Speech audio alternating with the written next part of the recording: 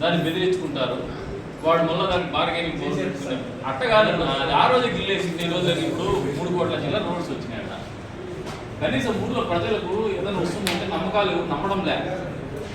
ఏదైనా మొదలు పెడితే కదా ఈరోజు సీరియస్ చేసే ఉపోద్ఘాతం చెప్తారు.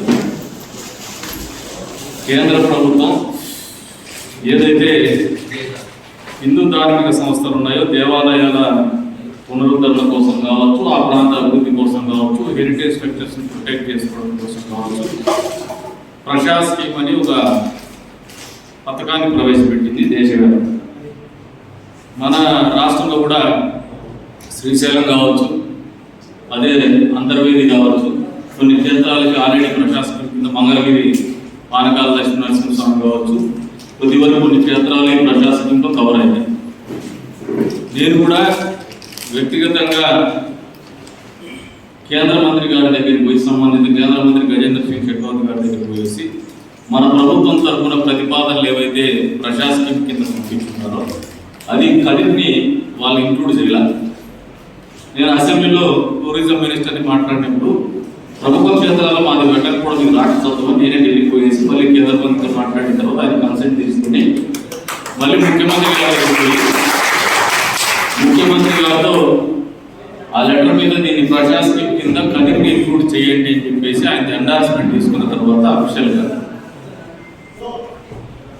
దాని డిపిఆర్ కోసం, అంటే డీటెయిల్డ్ ప్రాజెక్ట్ రిపోర్ట్ కోసం సంబంధిత అధికారులకు పంపించడం, సంబంధిత శాఖకు పంపించడం జరిగింది.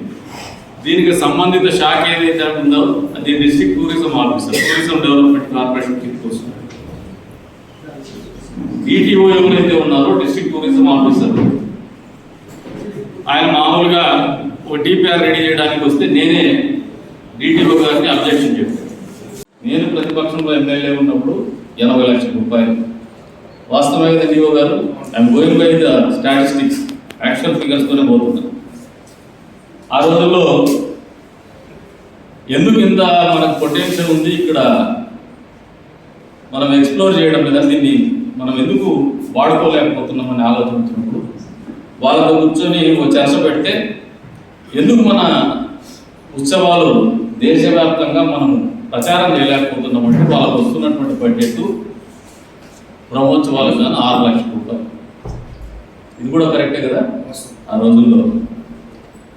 సరే, మరి ఈ ఏరియాలో ఎక్కడో చోట ఇప్పుడు కొత్తగా సార్ సీఎం గారు P4 చెప్తున్నారు.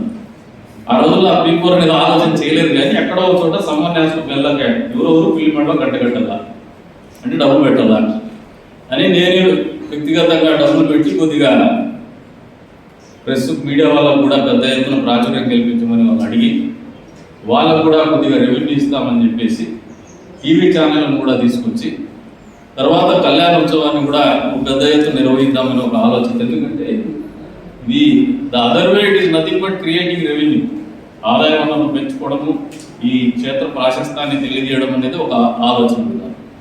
అందులో భాగంగా మనం క్యాంపెయిన్ మోడ్ అంటే కేవలం 5 కోట్లు 10 కోట్లు 15 కోట్లు 20 కోట్లు తీసుకుంటాం. అతను 5 కోట్లు 10 కోట్లు 15 కోట్లు 20 కోట్లు ఎక్స్ప్లోర్ చేసి తర్వాత ప్రొఫెషనల్ అప్రోచ్ లేకుండా చేస్తే మనకు వచ్చేది 5 కోట్లు 10 కోట్లు వస్తుంది. దాంతో మనం చేయగలిగింది మన టెంపుల్ డబ్బులు దాదాపు కోట్లున్నాయి నాకు తెలిసి.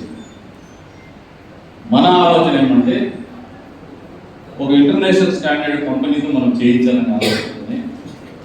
వరల్డ్ రినౌండ్ కంపెనీ KPMG కన్సల్టెంట్తో మినిమం ఫైనాన్షియల్స్ అంతా రెడీ చేద్దాము. డిపిఆర్ వచ్చేసి మన స్పెక్ట్రా ప్రసాద్ గారు ఆద్య అనే కంపెనీతో లైసెన్సింగ్ కంపెనీ కింద పెడుతున్నాం.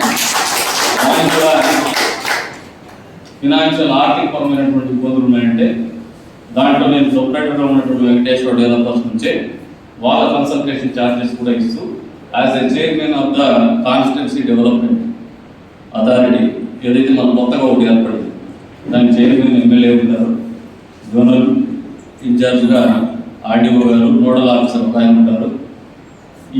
ఈ సిస్టంలో మనకు ఈ ఆఫీస్ కూడా దానికి క్రియేట్ పైన చేశారు, ఇక్కడ చేశారు. కమిషనర్ గారు ఎక్కడ చేసిన మేము వర్క్ చేస్తాం, విమర్శలు ఎదుర్కొన్నాం. ఏమని కోనేరులో నా స్టాండ్ ఈఓ గారు కూడా చెప్పారు, ఎవరో కాంట్రాక్టర్ తీసుకున్నట్టు మేము డబ్బుల కోసం కాదు, అవసరం లేదు, నేను రాను. గవర్నమెంట్ వచ్చి కొత్తగా ఆయన బిల్ ఎవరు చేసేసాడు. వీఆర్ లీస్ట్ బాధ మాకు సంబంధం లేదు. నాకు నచ్చలేదు, ఆ పని నచ్చలేదు. ఎందుకంటే మొదటి గతంలో ప్రతిపక్షం ఉన్నప్పుడు చుట్టూ మనం అది స్లాబ్లు వేసేసి స్విమ్మింగ్ పూల్ వేస్తే ఎప్పుడు కూడా పుష్కరునికి ఆ శాంటిటీ ఉంటుంది.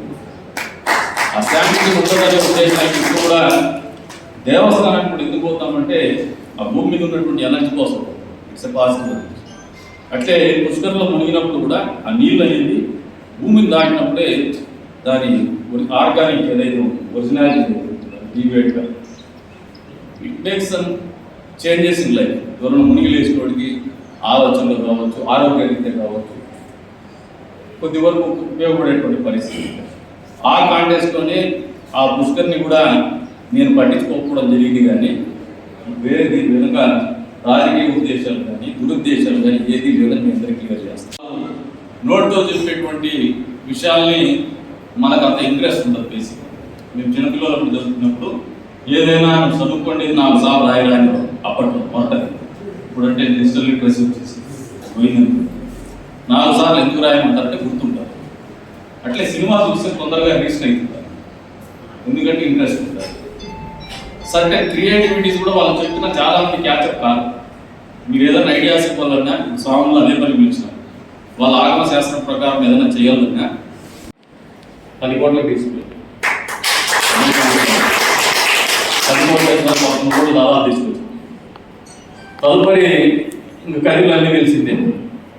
మేము అధికారం లేకపోవడము, ఒకరాలు 5 రావడము, ఉండే చైర్మన్ కూడా ఉన్నాడా లేడా అన్నట్టు అయిపోవడము. తర్వాత అయినప్పటికీ కూడా మేము ఎప్పటికప్పుడు ఉత్సవాలు అయితే ఎప్పుడు మా వద్ద భాగస్వామ్యం ఎప్పుడు ఉంటూనే వచ్చింది.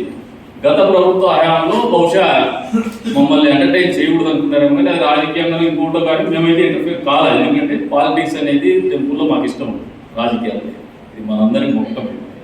ఆ దిశగా మళ్ళీ లైసెన్సింగ్ ఛార్జెస్ కేంద్ర ప్రభుత్వం దగ్గర నిధులు తీసుకొచ్చేటువంటి ఏరియాలో కావచ్చు, కేపీఎంలో ఛార్జెస్ కావచ్చు, ఆ ఏరియాలో మేము వర్క్ చేస్తామని చెప్పేసి ప్రభుత్వం డబ్బులు ఇవ్వదు, మేము చేస్తామని ఒక అడుగు ముందుకేసి దాన్ని మీ ముందుకు తీసుకొచ్చేటువంటి ప్రయత్నమే ఈ ప్రయత్నం.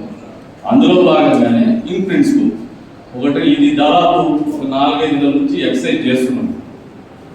ఈ 4-5 నెలల ఎక్సర్సైజ్లో ఒకసారి ప్రిలిమినరీ డిస్కషన్ అయిన తర్వాత నేను వారికి తెలియజెప్పింది ఏమంటే, నేను ఒక్కరిని చేస్తే దానికి ఫలితాలు రావు, అందరి భాగస్వామ్యం అవసరం. ఊరి పని ఏ ఒక్కరితో కాదు.